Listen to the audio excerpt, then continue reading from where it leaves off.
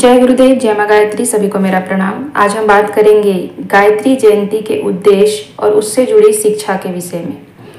पतित पावनी गंगा की भांति भगवती गायत्री का समस्त लोक की अति पवित्र करने वाला अवतरण भी ज्येष्ठ की शुक्ल पक्ष की 10वीं तिथि से ही हुआ। गंगा प्रत्यक्ष रूप से और गायत्री अप्रत्यक्ष रूप से संसार का नित्य एक निश्चित कल्याण हठात करती है।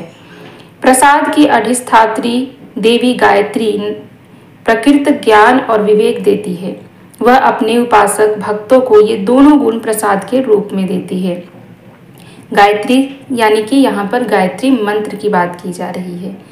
इस गायत्री मंत्र की उपासना करने वाले तथा ज्ञान और विवेक वाले पुरुष के संपूर्ण कष्ट और कलेशों का संसार में नाश हो जाता है।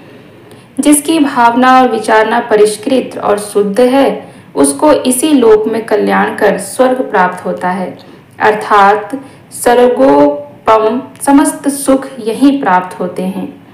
बुद्धि की कुशलता का मार्जन करना चाहिए और उससे दर्पण की भांति मल रहित विशुद्ध कर लेना चाहिए, जिससे मनुष्य संसार में बुरा और भला निश्चय ही स्पष्ट देखता है।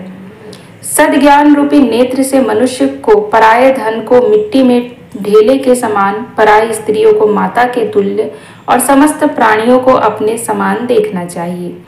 गायत्री देवी के उपासक भक्त सबको अर्थात प्रत्येक बात को पहले विवेक की कसौटी पर शुद्ध करके अर्थात कसकर ही ग्रहण करते हैं और तरह से कभी भी अंधे की भांति नहीं रहते हैं।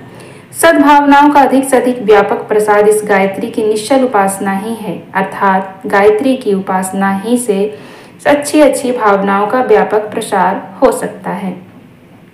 गायत्री की उपासना करने वाले इस लोक में सुख और शांति का सुस्थिर लाभ प्राप्त करके परलोक में भी निश्चय ही स्वर्ग प्राप्त करने का हकदार बन जाते हैं।